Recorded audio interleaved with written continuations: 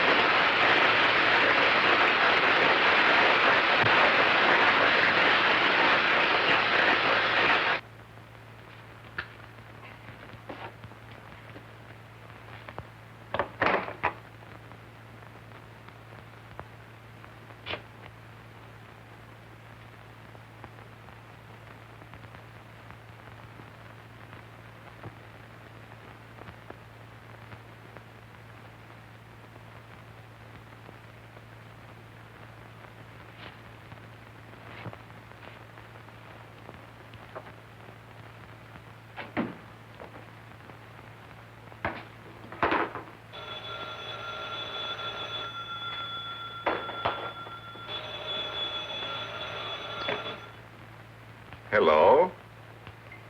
This is Dr. Carruthers speaking. Yeah, this is Heath. Henry Morton and I are having a little get-together at my home tonight. We want you to come. Why, that's nice of you, and I appreciate it. But I'm very busy working on a formula for a new shaving lotion. Oh, but Doc, this is my daughter's idea. And she's going to be awfully disappointed if you don't show up. Don't take no for an answer. Make him come. Yeah, you see, it's a sort of a special occasion. I bet Mary is going to announce her engagement to that young rascal, Don Morton. Tell her I'll be there. Goodbye. Well, it's all arranged. He's coming. He's going to be surprised when he finds the special occasion that's to present him with this bonus check. $5,000.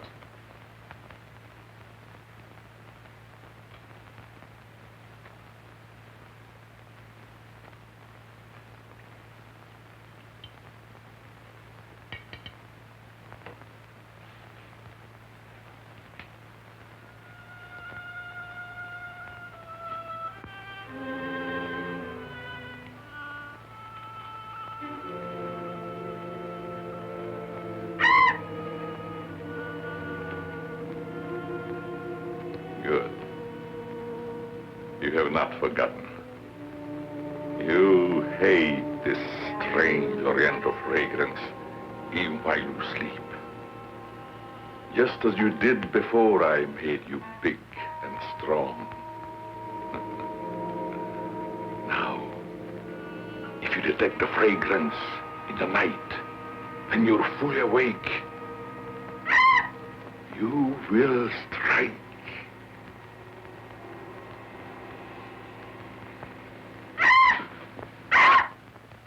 Yes, you will strike to kill. Well, Doc's late. Wonder if he's been called out on a case. Perhaps I'd better phone him.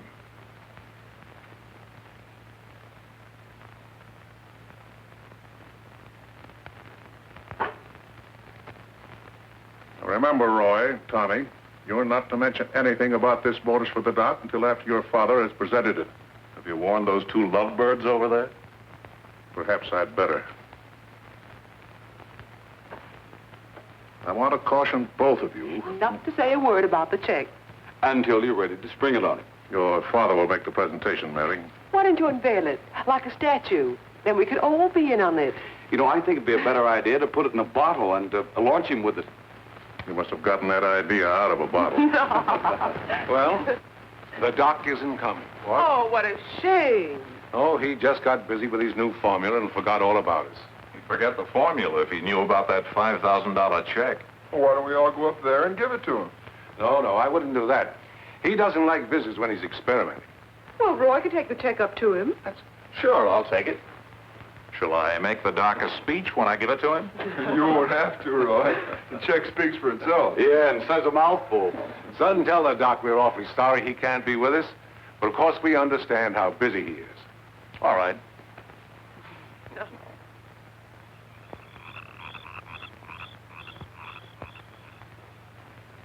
Just a minute, Roy, and I'll be with you.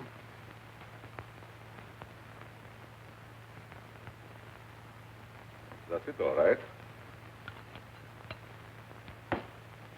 Now, what can I do for you? We were all sorry you couldn't be there tonight.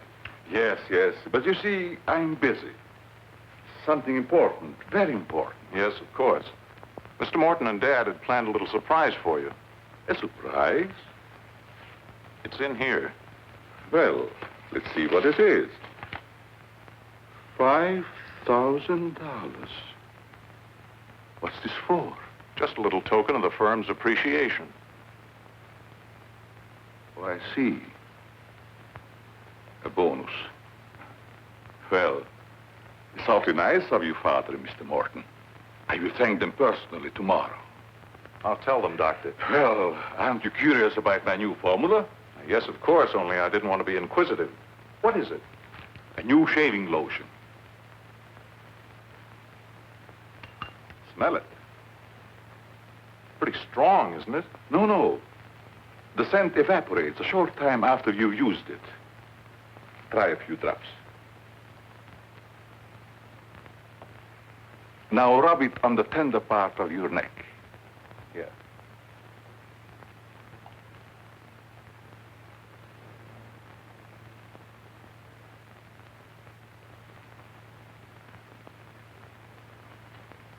Soothing, isn't it? Yes. When will it be ready for the market? Oh, it's still in the experimental stage.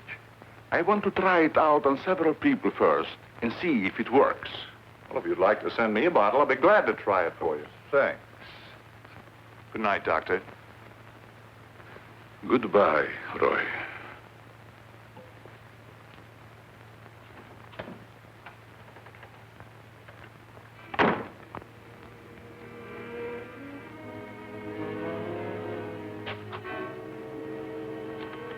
Lovely check, isn't it, Doctor? They are wealthy because of you. You made them rich, Doctor. It was your formula. Tonight they gave you $5,000 and wanted you to come down to their house and thank them for it. That was your money they gave you, like a bone tossed to a faithful dog.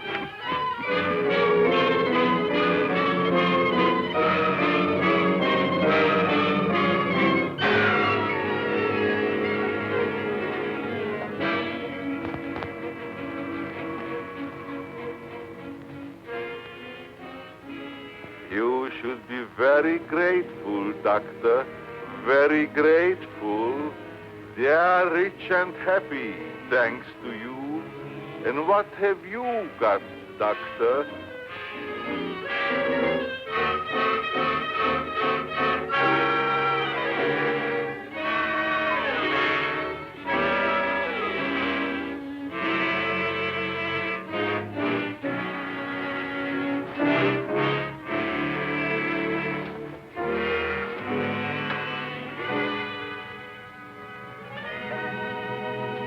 Tonight you have work to do.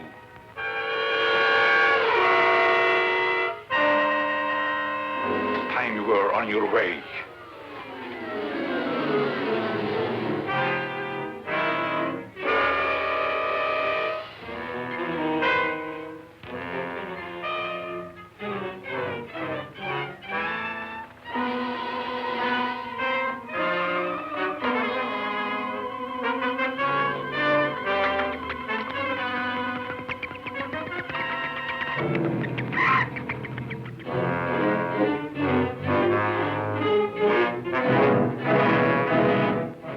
Tonight's a good time while our families are here to announce our engagement.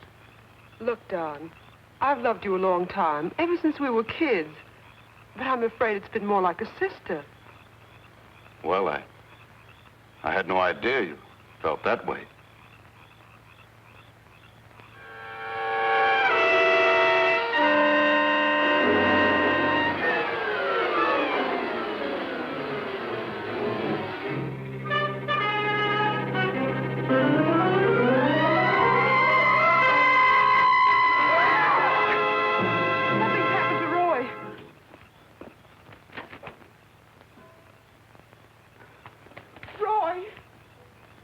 I better call Dr. Carruthers. Oh, please, hurry.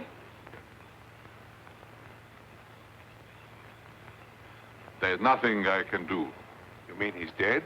Yes, I better call the coroner. You think it's murder? I don't know. I never saw anything like it before. The jugular vein is severed.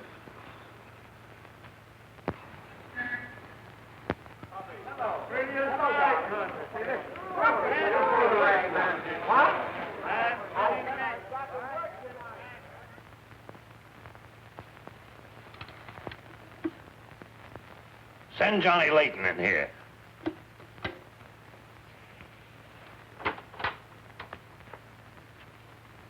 Well, what have I done now? Who wants me fired this time? Nobody yet, but it's still early. This came in from Heathville. It's a mystery killing. Old Martin Heath's son. Who's Martin Heath? Who's Martin Heath? Say, have you ever had a date with a girl? A girl? Oh, yes, a girl. I believe I did take a girl out once. Well, did she smell sweet? Of course she smells sweet. Most girls do. Well, that's because of Martin Heath Cosmetics Limited. They make all that goo that the women put on their faces so they won't have to wash them with soap and water. I get it. A big man, huh? Yes, and a big advertising account. Grab yourself a photographer and get along over there to Heathville. The coroner's holding an inquest. Find out who really killed old man Heath's son. Okay, McGinty, I'm on my way.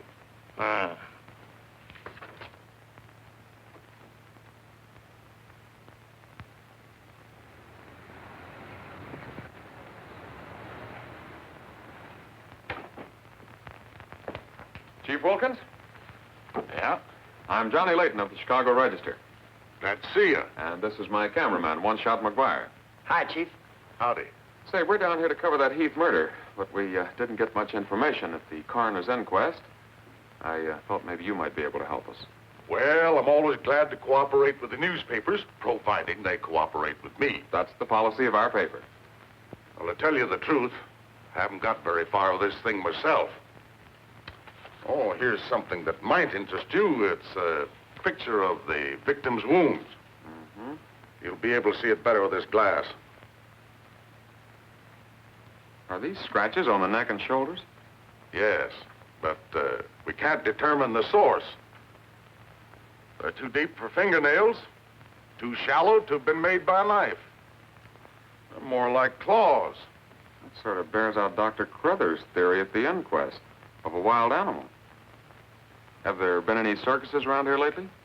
No, Heard of any animal escaping from a zoo?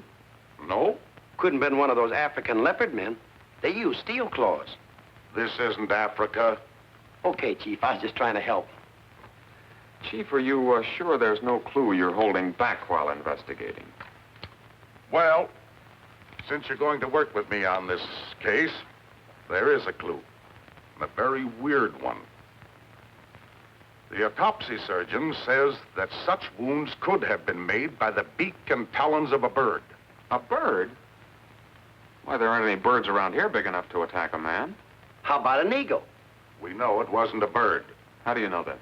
because we found several hairs on the shoulder of Heath's coat. Ah, Cherchez la femme. They're not human hairs. What kind are they? Well, it may sound silly, but the laboratory test shows that they were from a mouse. Well, who ever heard of a mouse big enough to kill a man? Say, a bat has hair like a mouse. Well, the only bats around here are no bigger than sparrows. There was a peculiar odor about the wounds, but they were so faint and elusive that the police chemists have been unable to identify it. Then it does give us something to work on. Well, the scent was a clue. It's been destroyed by evaporation. Say, Chief, do you mind if I do a little sleuthing around on my own account? Certainly not. Go ahead. If I can help you any, why, You can. Miss Heath seems to be the nearest to an eyewitness of the crime. I'd like to have a talk with her. Can you arrange it? I think I can. Well, Dr. Crothers refused to let her speak to us. We tried that this morning at the inquest. Well, don't you worry about Dr. Carruthers. He's one of the finest men in Heathville. He just thought you'd add to Mary's grief so you could get sensational newspaper stories. I'll arrange an interview. Thanks, Chief. I'll keep in touch with you. All right. 48J. Miss Heath, did your brother have any enemies that you know of? I know. Everybody in the village liked Roy. Well, what did he do at the factory? He had charge of the experimental department where the new products are developed. Oh, here comes Dr. Crothers. Hello, Doctor. Hello, Mary. I took a shortcut from my laboratory through a garden hedge. You met Dr. Crothers at the inquest this morning. Yes. Mr. Layton, I hope you'll forgive me if I seemed a little abrupt.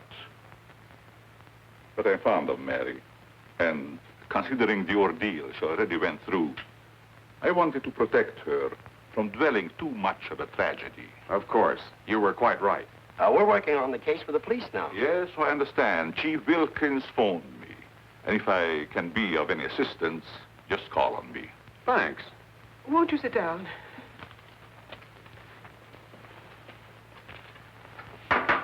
Shall I serve, mademoiselle? No, Maxine, I'll do it. You may go now. Oui, mademoiselle.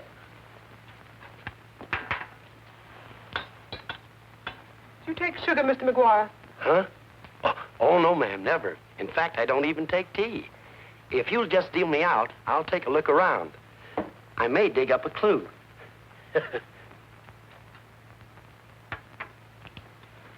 What do you think of Dr. Crothers' theory about a wild animal, Mr. Layton? Well, frankly, I don't think much of it. I can't say that I blame you. But I, as a scientist, take many things into consideration a layman might overlook. For instance? The jagged nature of the wound, the rapidity with which the murderer escaped, the scratches from talons or claws. But when an animal attacks a human, there's bound to be a lot of noise. You heard Miss Heath testify there was no sound of a struggle. No. Only those awful screams. It's very puzzling, very mystifying. Doctor, when you last saw Roy, did he seem worried or nervous or moody? No, not at all. On the contrary, he was in the best of spirits. Well, I've got to get back to the village now and follow my story. You'll excuse me? If you find it necessary for us to talk again, you may come back at any time. This evening, if it's all right with you. I'd like to spend some time here. Why, yes, that'll be quite all right. Thank you. Goodbye, Miss Heath. Goodbye. Goodbye, Doctor. A little more chiffon, baby. I do not understand. Oh, you know what I mean. A little more of your stocking. Like these? Sure, I like 'em. Who wouldn't? Now, hold nice and still, because this is going to take a little time.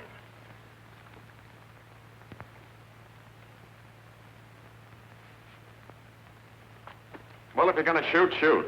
Right away, Johnny. I was just trying to get the focus. Mm-hmm. I got it. And not bad, either. I'll be back in a minute, Frenchie. And don't worry none about those werewolves, because nothing's going to harm you while I'm around here. You make Maxine feel so calm. My big, brave journalist.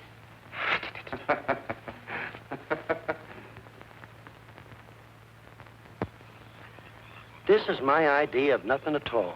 Sitting here waiting for an animal to give us an argument. Look at that moon.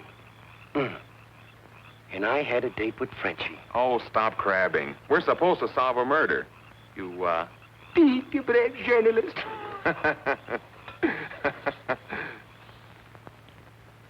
This is the first time I've ever been invited anywhere and asked not to shave until after I get there.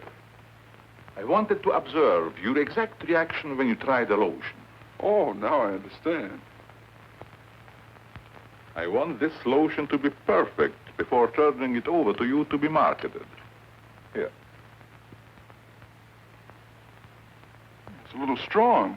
That'll make the customers think they're getting their money's worth. Oh, that feels great. Very soothing. I don't think you ever use anything else. Well, we wouldn't want to market anything we wouldn't use ourselves. That almost smells good enough to be used as a cologne. Oh, what's the matter, Doc? Can't you stand your own lotion? I have a violent dislike for perfumes. Oh, I'm sorry. All right, Tommy. Good night, Doc. Goodbye, Tommy.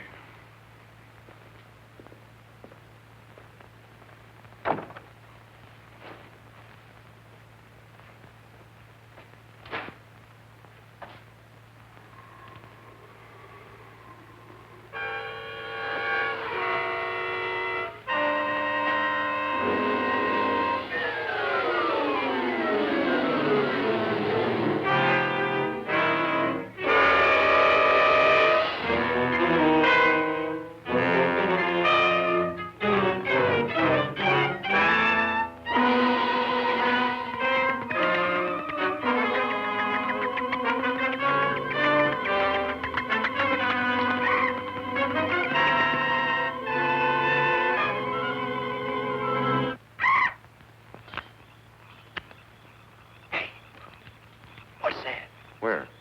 Over there, something's moving.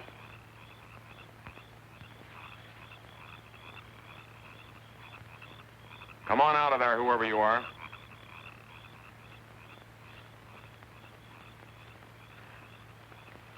What are you doing out here, Miss Heath? I thought you might want some company. Shall we sit down? You know, you shouldn't be wandering around in the garden at night after what's happened. Neither should you. Well, but it's part of my job. Mine, too. Roy was my brother. Be careful, I think it's Tommy. Hello, Tommy. Hello, everybody. Hello, Tommy. What's up, sis? Mr. Layton wanted to stay in the garden for a while, so I joined him. Don't tell me you're waiting for that animal Dr. Carruthers mentioned. So you don't believe it either? I certainly do not. It's ridiculous. But somebody or something killed your brother. And I suppose you're working on the theory that the murderer always returns to the scene of the crime. Perhaps I am. Well, not for me. If you'll take my advice, Mary, you'll leave these gentlemen to their vigil and go to bed. That's what I'm going to do. Good night. Good night, Tommy.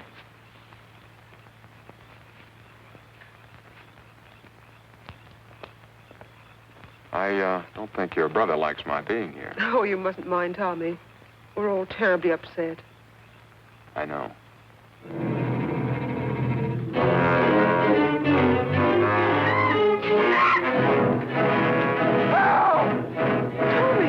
Come on.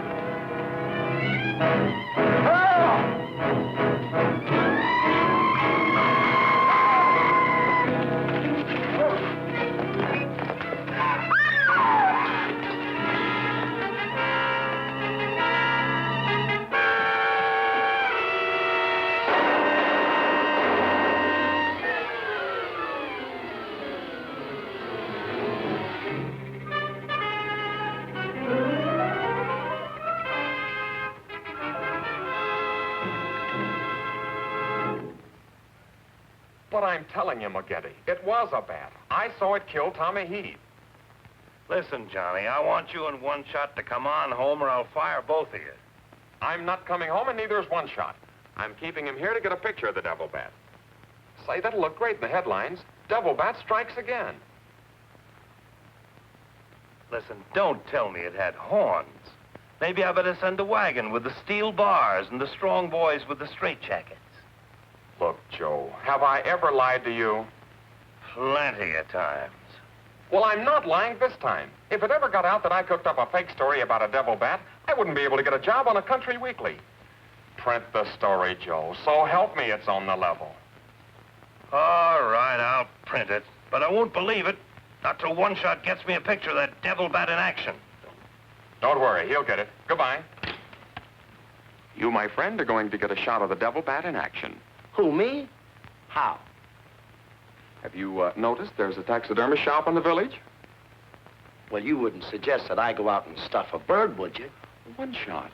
To think that you'd even hint that I would suggest you have the village taxidermist build you a nice big bat for pictorial purposes. Besides, a bat isn't a bird, it's a mammal. Well, why didn't you say so in the first place? Where is this bird stuffing emporium? Oh, down on Cottage Grove Avenue.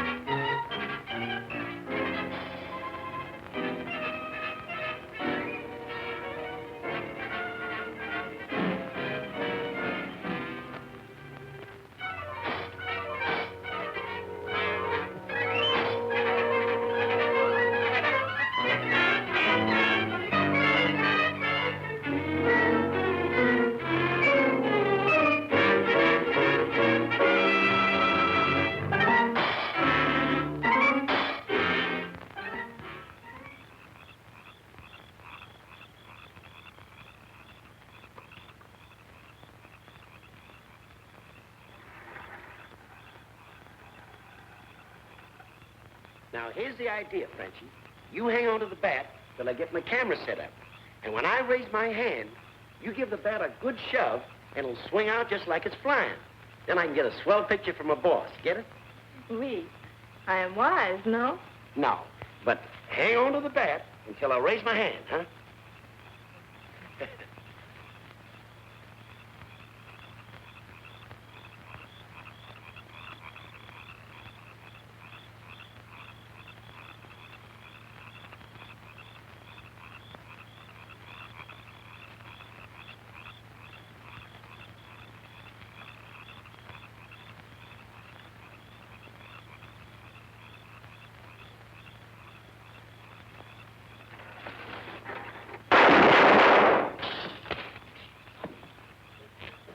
Harry, are you hurt? Say, what's the idea of breaking up my devil bat? I'm going to make you pay for that. And I'm going to take you to jail until you explain this. Come on. You can't do this for me. I'm doing it. I was just conducting a little experiment, trying to find out how the devil bat does his killing. I'm sure McGuire didn't intend doing anything wrong. He's just a little overzealous about his work. Well, with the town in an uproar, and everybody terror-stricken, wondering whether he's going to be the next victim, I don't want any more trouble stirred up, even with an artificial bat. You'd better get back to the hotel. I want to talk to the chief alone. Is it all right, Chief? Yeah, but be careful in the future. Ever smelled anything like this before?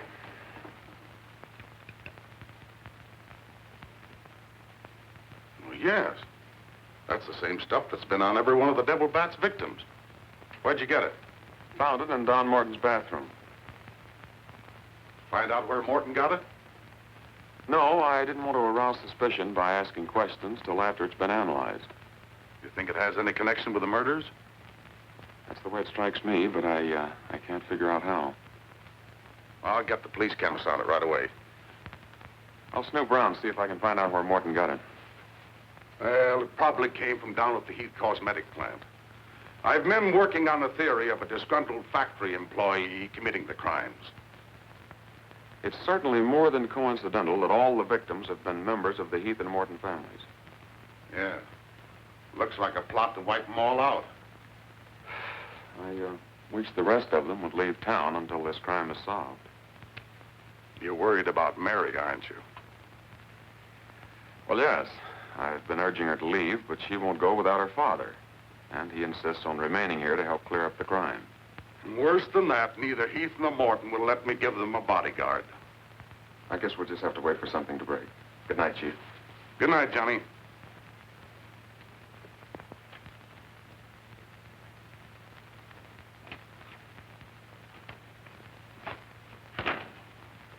Boy, if I got a picture, it'll knock McGinty dead. Meet the devil bat.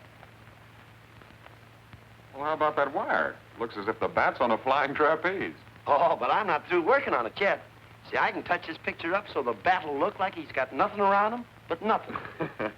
Okay, Rembrandt. You win.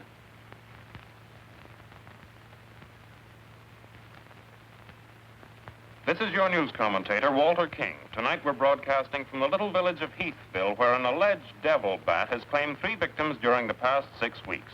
You will note that I say alleged devil bat. That, ladies and gentlemen, is because your correspondent has been very skeptical from the start as to the existence of this horrendous creature. I have as my guest in the studio tonight Professor Percival Garland Rains, perhaps the world's greatest authority on animal life.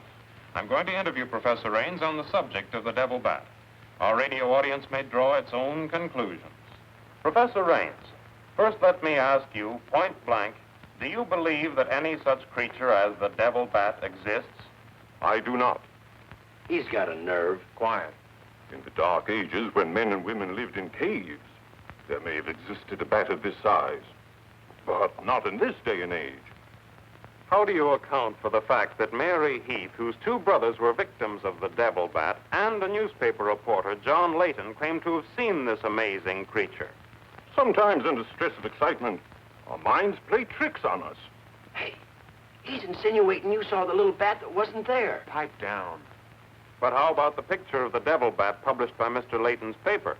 I examined that picture under a powerful magnifying glass. I denounce it as a fraud. Whoever constructed the strange-looking monster forgot to remove a label from the silk. From the silk used on its left wing. That label reads, "Made in Japan."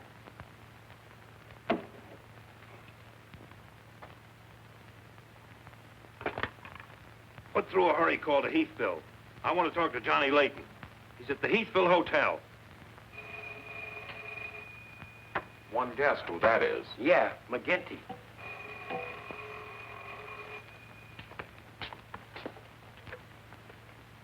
Go ahead, pour it on. So you slipped over a fake picture on me, huh? Well, you're fired, both of you. And I'll see to it that you never work on another newspaper as long as I live. Made in Japan. You tell One-Shot McGuire he ought to be snapping photos in a booby hatch. Both of you, come on in and get your final checks. Oh, no. We're not coming in to get anything. All right, so we're fired. But we're staying here just the same. I saw that bat. We're going to stay here till we catch that bat, and when we do, I'm going to bring it in and stuff it down your throat. Goodbye. Well, we're fired. Again. That's him calling back to apologize. Now, you give him a good scare. No use begging us to go to work for you again, McGetty. You fired us, and we're staying fired. Oh, Mary, I thought it was somebody else. Johnny, why did you make a joke of a tragic thing like this? But it wasn't intended as a joke, Mary. I was only trying to get the news. I suppose you call it getting the news when you arrange to print a picture. That's a deliberate hoax that has the entire country laughing. A grand joke, Johnny, but somehow I can't appreciate it. But I can explain that picture. Don't try, Johnny.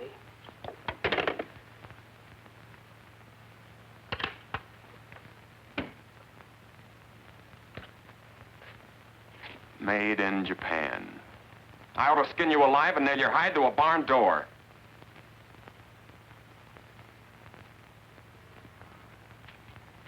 Here's the chemist report on that shaving lotion. I see he couldn't break down one of the ingredients. Yes, he said it must be some element with which he's not familiar. We won't get anywhere until we identify it. There's just one other man in this town that might be able to help us. Dr. Carruthers. Yeah, Carruthers could help us. I found out he compounded that lotion. Well, if you suspect Carruthers, you're barking up the wrong tree, Johnny. He's the last man in this town that would harm anyone. Why, everybody loves him. Maybe so. But here's something else I dug up. The Heath and Morton fortunes are based on a greaseless cold cream formula Dr. Carruthers invented. So what? All the doctor got out of it was $10,000, and the others made a fortune. Well, it's common knowledge that he sold out for cash when he could have had an interest in the firm. Just the same, every victim had this stuff from his laboratory on him. Maybe you've been working too hard on this case, Johnny. Well, I'd just like to get his reaction on the stuff. If he denies knowing anything about it, we'll know there's a tie-up somewhere. I think you're balmy. But just to show you that I'm following up every clue, we'll talk to him. We'll, put this in another bottle, and without telling him we know he compounded it, ask him to analyze it. Doc, I hope we're not upsetting your work barging in on you this way. No, not at all. I'm anxious to help solve these crimes. All the victims were very dear friends of mine. Here's a sample of the stuff young Morton and the two Heath boys had on them when they were attacked by the devil bat. Of course, it doesn't make sense to me that a bird would choose only people using that particular stuff. A bat is not a bird. It's a mammal. Well, anyway, our police chemist couldn't break down one of the ingredients. We thought perhaps you could. Why, I compounded this myself. It's a new shaving lotion I'm experimenting with. The ingredient your chemist couldn't break down, I discovered years ago in Tibet. How did you happen to put it in a shaving lotion? Oh, the lamas use it in some of their religious rites as a perfume. The scent is very pleasant and can't be imitated by competitors. But what were Don Morton and the two Heath boys doing with the stuff? Oh, it is the policy of our firm to try out any new product before marketing it. Well, that knocks our theory into a cocked hat. Yeah. We were hoping the unknown ingredient might turn out to be some sort of a clue. This isn't the kind of bottle I give it out in. But I presume your chemist changed it when making the analysis. Yeah. Is there anything else I can do to help? Tell me, did you hear Professor Raines on the radio last night? Yes. It was very interesting and very asinine. You mean you believe there is a devil bat? Why not? You saw it, didn't you? Well, sure I did. So did Mary. Then why worry about what one scientist says? That one scientist got me fired. Oh. You mean your newspaper discharged you? That's right. Oh, that's too bad. Then you're believing Heathville before the mystery is solved. I'm afraid not.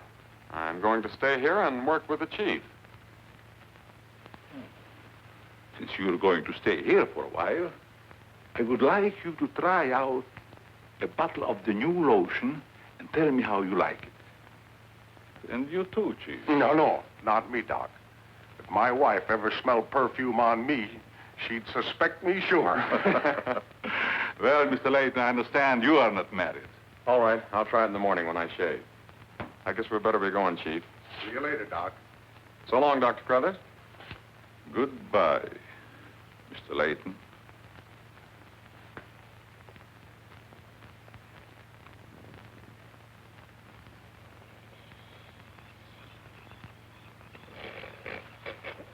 What's the matter? What's the matter? Does that smelly shaving lotion put you to sleep? Well, why'd you tell the doc you're going to use it if you think it's smelly? Oh, I don't know. I guess I was a little ashamed of ever suspecting the old duck. Well, I like it, and I'm going to tell him so. What time is it? After midnight. Midnight? Oh, they ain't no use of waiting around here any longer.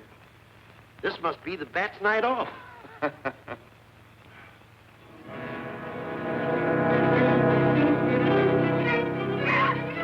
Did you hear that? Yeah.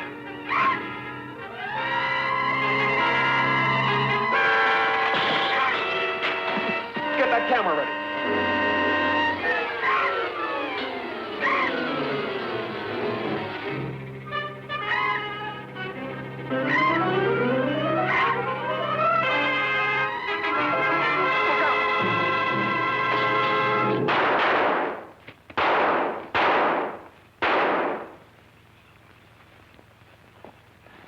You got him. Listen, Johnny, I'm going to cook that bird personally for McGinney, and I'll even stuff it myself.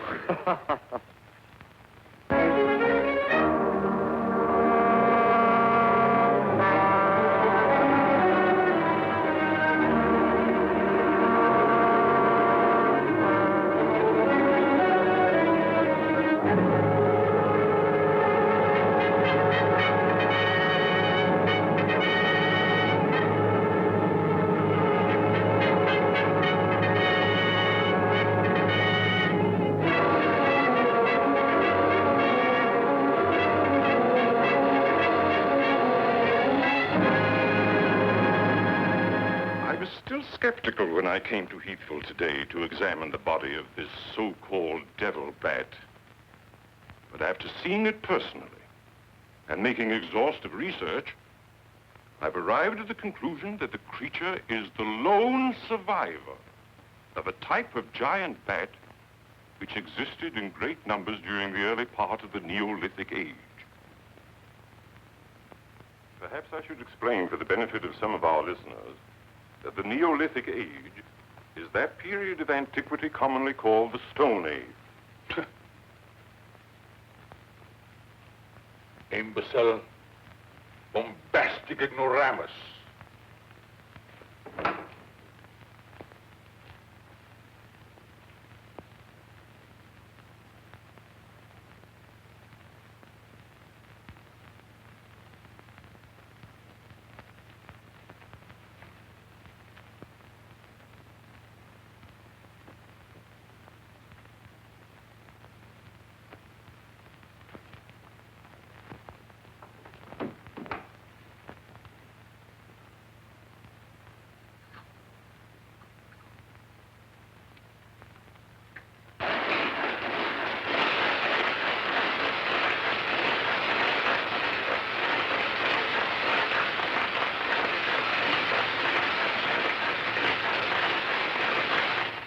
McGinty, but One Shot and I are not interested. At your prices. Of course, if there was a raise of, say, $30 plus a fat bonus, we might consider it. You're hold-up men, both of you. I refuse to be robbed. Have it your way, McGinty. Have it your way. But we have the Bat's corpus delicti and the exclusive picture. Of course, I've got an eyewitness story that 2 syndicates are bidding for. And don't forget, you gotta pay us for the time we were fired.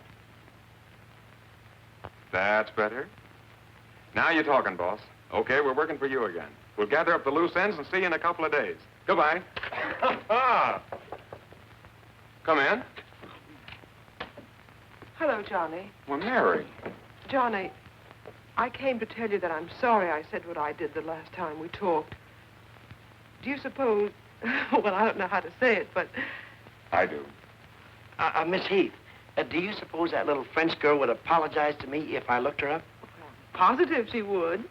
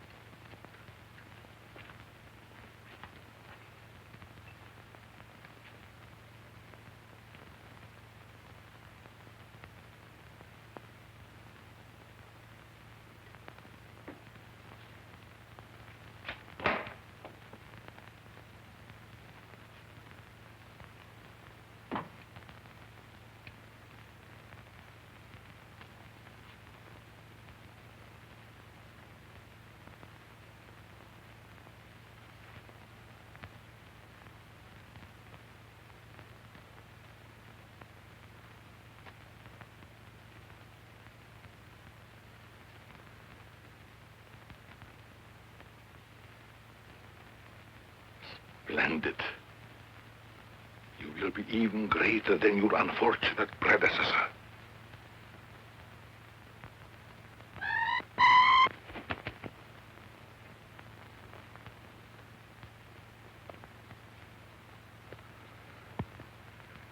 Enraged, aren't you? Fine. I'm enraged also. Tonight I shall call on Henry Morton. You shall strike him down. Henry, the lotion has turned out to be better than I had hoped. I want you to try it. Well, just leave it here, Doc, and I'll try it in the morning after shaving. Smells good, doesn't it? Yes, but isn't it too strong? No. Evaporation quickly tones it down just to the right scent. Rub a few drops on your face. Well, I'd rather wait until after I shave. Then my skin will be more tender and receptive to a lotion. Just a little here. The texture of the skin there is always very delicate. I give you a few drops in your hand.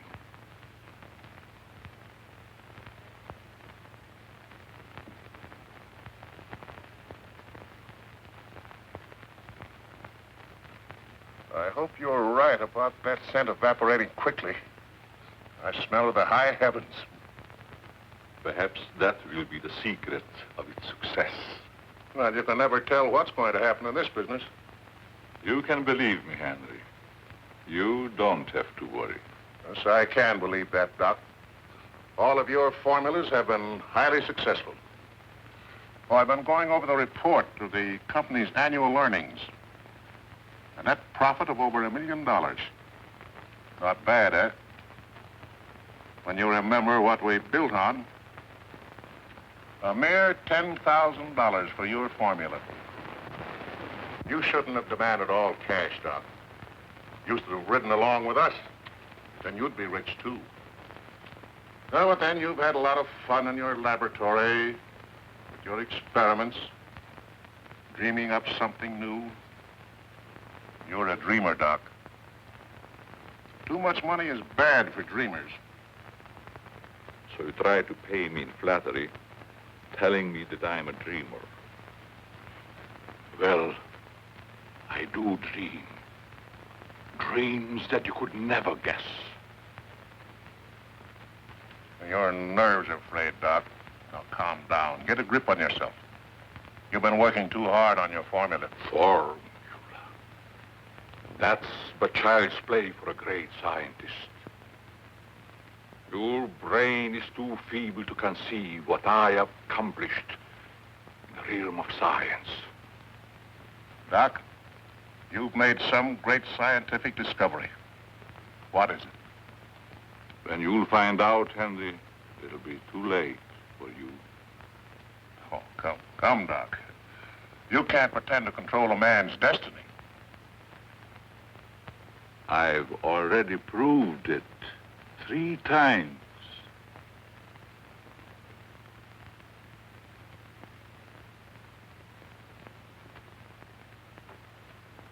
I'm sorry. Perhaps you're right, Henry, about my working too hard. I guess I'm a little tired. I better go home and get some rest. Sure. A night's sleep will do you good. Good night, Doc. Goodbye, Henry.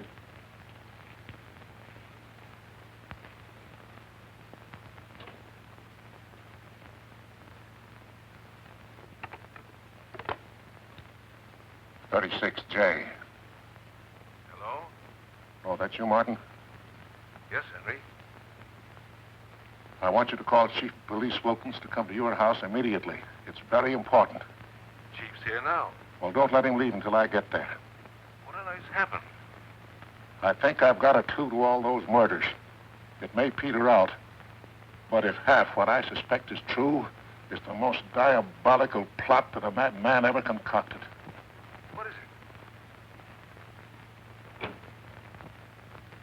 Talk about the absent-minded professor. I forgot my hat.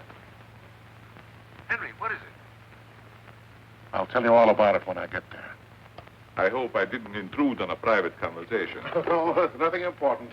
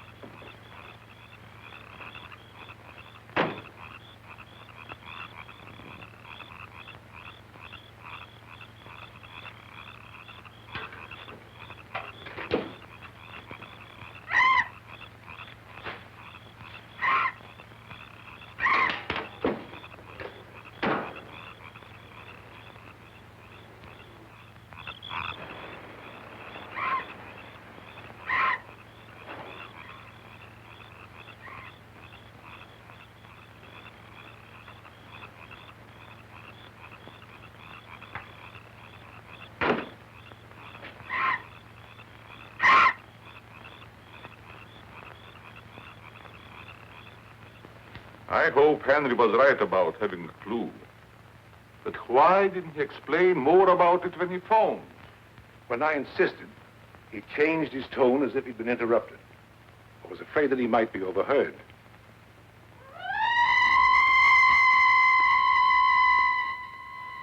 What is that squeaky sound? Oh, just some night noise. No!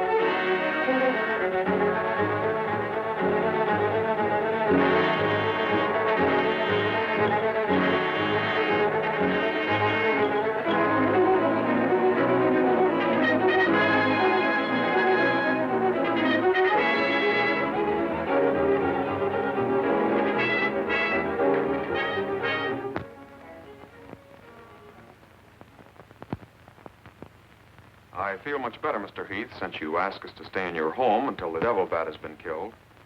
I've been worried about Mary. What reason have you to believe that Mary is in danger?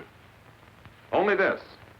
I'm convinced that someone is using the bat to wipe out the entire Heath and Morton families. As a scientist, I assure you, the thought of a human controlling a bat is fantastic. Just the same, no villager's been killed or even attacked. You're forgetting, aren't you, that Mr. McGuire was attacked. He's not a member of either family. Why, I'm practically a member of this family already. I'm going to marry Miss Heath's maid. Oh, really? Well, boys, I'll have Maxine show you to your rooms. I must be running along home. It's past my bedtime. Good night, gentlemen. Good night, Good Doctor. night, Martin. Good night, Good Doc. night, Doctor. Goodbye, Mary. Come along.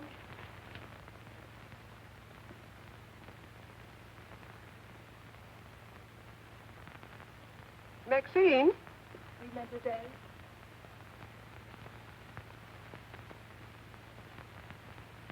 Did you fill my perfume bottles with something new? Oh, no, mademoiselle. I never touch your perfume. It's funny. I don't recognize it. Perhaps Dad filled them as a surprise. He always does that with every new perfume the plant puts out. Is there anything else? No, Maxine, that's all. Good night. Good night, mademoiselle.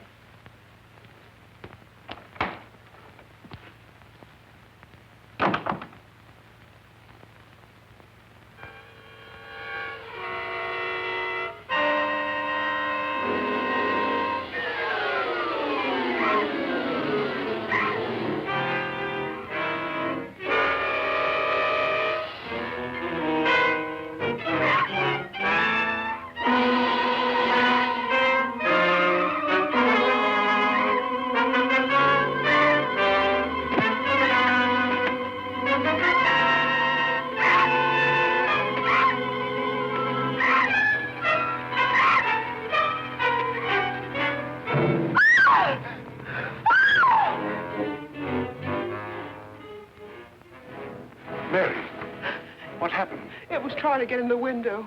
A big bat. Oh, it was awful.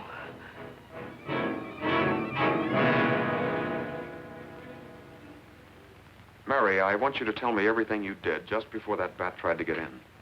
Well, first I took a bath. Then I brushed my hair, and Maxine came in and turned the covers down.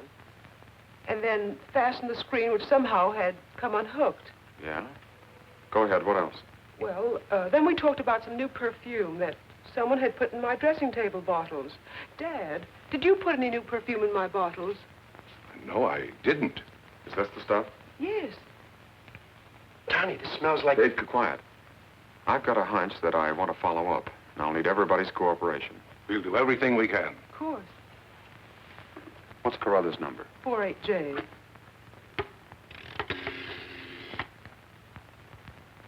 Operator, give me 48J, please. Hello, Dr. Carruthers. This is Johnny Layton. That's right. Something terrible has happened to Mary. Can you hurry over? I'll be right there. Good.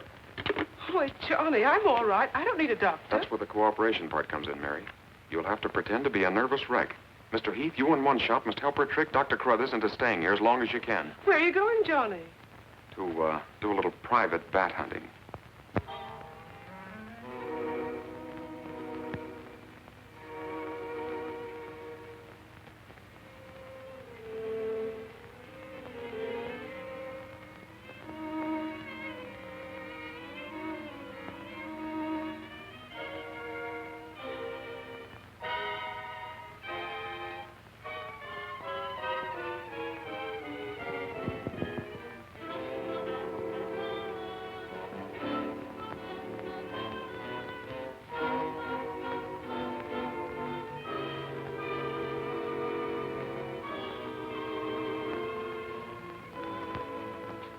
The devil bat tried to get through that window. If she's suffering from fright, I give her a sedative. Where's Mr. Layton? Why, I guess he's out in the garden hunting the double bat. Layton is a very brave young man. Give Miss Heath one of these every half an hour. Oui, doctor. It will quieten her nerves. But, Doc, hadn't you better stay until she's quieter? She'll be all right in the morning. Hey, Doc, I don't feel so good myself. Would you mind taking my temperature? You look perfectly well, Mr. McGuire. Well, you ought to see my tongue. It looks just like a squirrel's tail. Look. Try some calomel.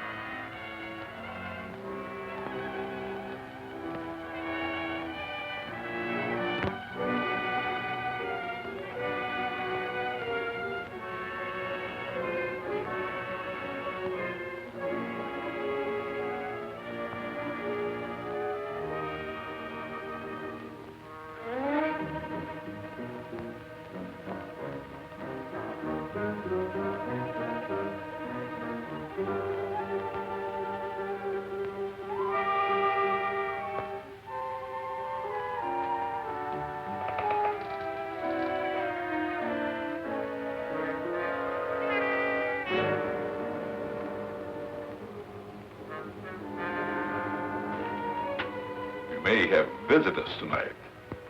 And it would be dangerous for me if they found you here.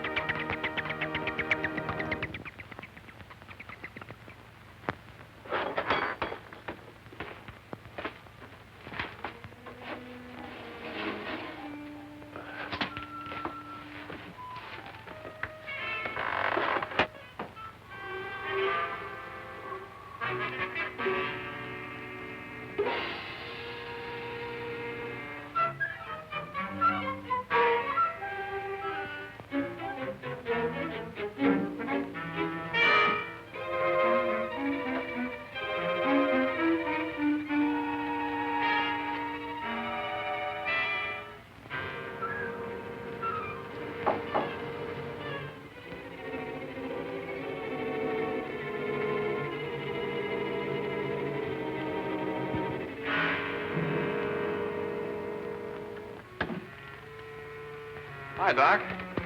I hope I'm not intruding. No, not at all. I heard you were out stalking the devil bat. Any success? No, but I thought maybe you might be able to help me. Well, I don't see how that's possible, but if you can suggest anything... Well, you could give me some more of that new concoction of yours, that shaving lotion. But how on earth could that possibly help catch the devil bat? I've still got a crazy idea that if I douse myself with it, it might attract the killer. I don't see how you can connect the two. But there is a bottle of the lotion on the table.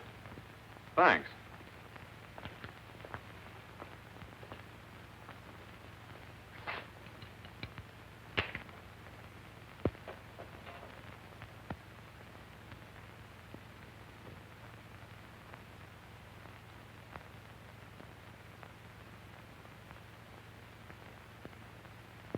You see, Doc, I figured out something. All four of the murdered people had this lotion on them when the devil bat struck.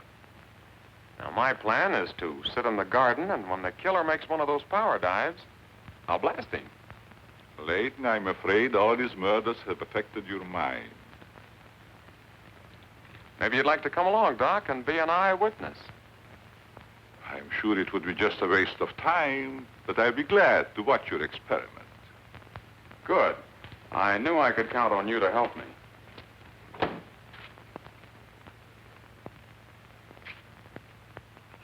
I tell you, Leighton, expecting a bat to be attracted by the scent of a lotion is all foolishness. I think I better run around. Ah, sit down, Doc. The devil bat's behind schedule tonight.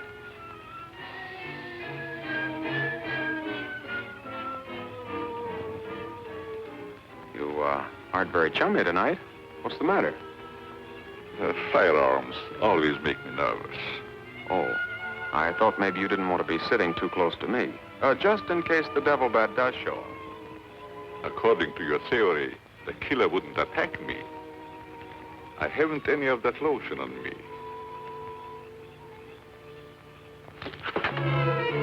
You have now, Doc. Why did you do that? To make it a 50-50 proposition, Doc. Now sit down, and don't try any shenanigans.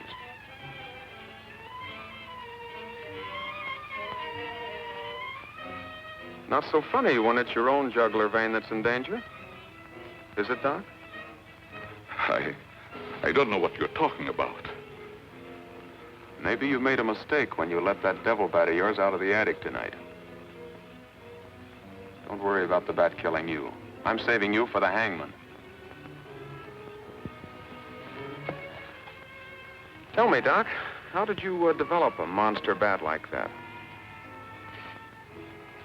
You wouldn't understand the scientific theory.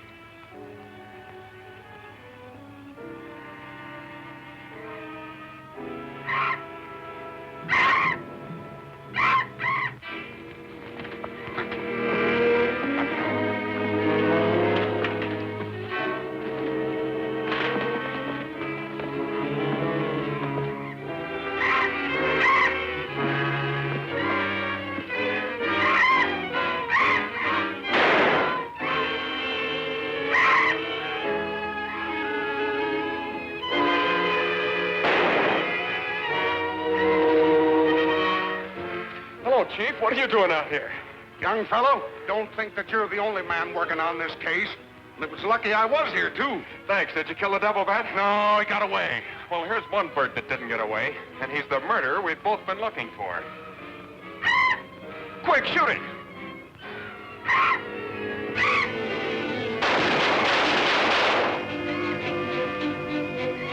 Where is it? It's gone. And so's the doctor. Did you get the bat? What happened? Doc Carruthers is the murderer, and he's hiding somewheres in the garden. You fellas get back to the house and guard Mary. Come on.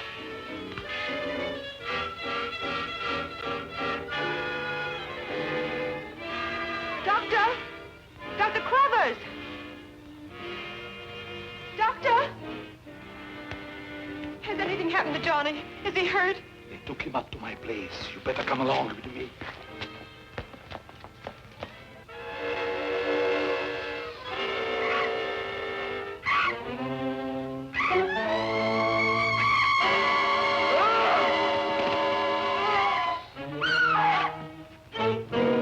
That was Mary.